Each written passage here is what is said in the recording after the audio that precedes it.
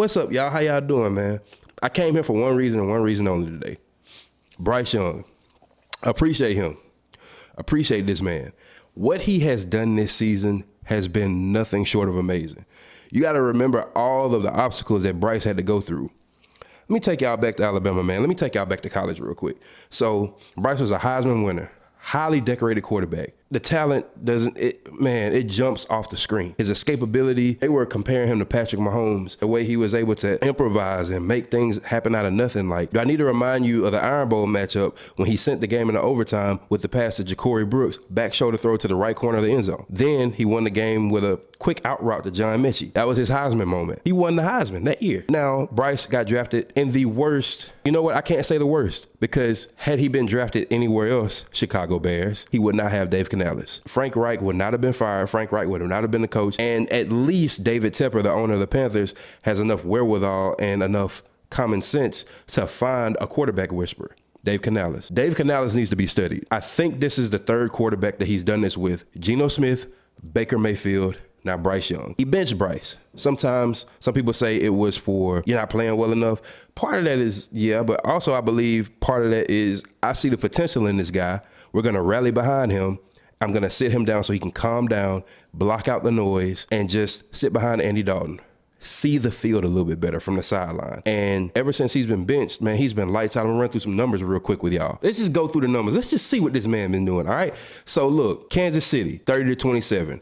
Any other quarterback on the other side of that field, that's a win. Bryce had 263 passing yards and a touchdown. He had a QBR of 92.9. Let's go back up. Tampa Bay, that was the game. Tampa Bay went to overtime. He lost 26-23, 298 passing yards, 29 for 46, 83.4 QBR. That was a game that could have been won. Philly, my Eagles. This was a game that Philly overlooked. They underestimated those guys, and they also underestimated Bryce Young. Bryce went 19 for 34, 191, one touchdown, one pick. Philly has the best defense in the league, and he made some amazing throws in that game. And all three of these games I just mentioned, he made some amazing throws, but especially against Philly, he made some amazing, amazing throws. Everybody remembers that one where he escaped out of the end zone and threw a dot. It's always been there. The confidence was just lacking. And I heard y'all, no, we not gonna run away from accountability on this channel.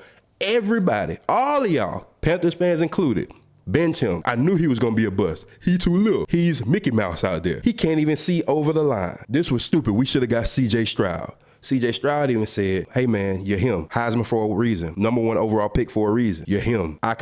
This could be my year. He said this last year. C.J. Stroud had an excellent rookie season. He said this could be my year, but next year could be his. He was exactly right. C.J. Stroud, defense is starting a game plan for him. That's all that is. He's still going to be a great quarterback. Bryce is a great quarterback. Now, getting back to the numbers, because I heard y'all. I just wanted to lay some accountability in your spirit real quick, because you need it. I heard you.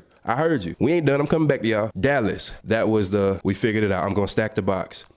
It was a very simple game plan. Hit Bryce. Get after him. Their offensive line is not as good as our defensive front seven. Get after Bryce. And they did.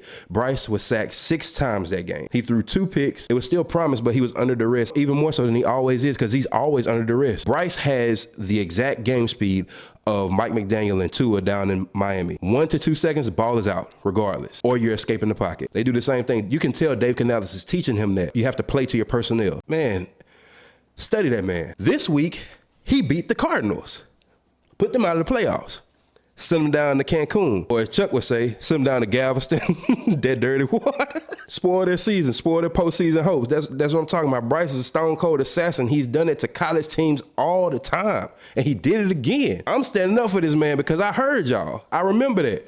The whole sports world is writing this man off, and all he did was go out there and win, put his head down and work, said, thank you, Lord Jesus, and I'm going to do it. That's right, my boy. That's right. All praise to God. All praise to Jesus. I can do all things through Christ that strengthens me. And he's doing it right now. You hear me? I think that without question, Bryce, he's the Panthers franchise quarterback. He is a quarterback moving forward. They do not need to draft another one. There is no way I don't believe that Andy Dalton is not coaching this man from the sideline along with Dave Canales. Andy Dalton, you're a backup quarterback, but as for now, it looks like you're a player coach. If I was Andy Dalton, man, I know that I'm not really getting any more shots. I'm kind of like Joe Flacco in the league right now. If I'm Andy Dalton, I'm sitting behind Dave Canales, and I'm preparing my life after football. Every single time that Bryce does something, Andy Dalton is right in his ear, right beside him, congratulating him. And I love to see that, man. You love to see the OGs mentor the young ones. Man, I'm telling you that you need that in the locker room. Everybody's rallying around this man while everybody else on the outside was tearing him down. They rallied around him. Tommy Tremble, the tight end, after this last game, they caught him on camera. He said, Bryce and Chuba, them boys ballers. Yes, them boys is ballers. Put some respect on their name and some hot sauce while you at it. Bryce, also against Arizona, he had 5 carries for 68 yards. One of them was a long one. Didn't know the boy had the kicks in the kicks, huh?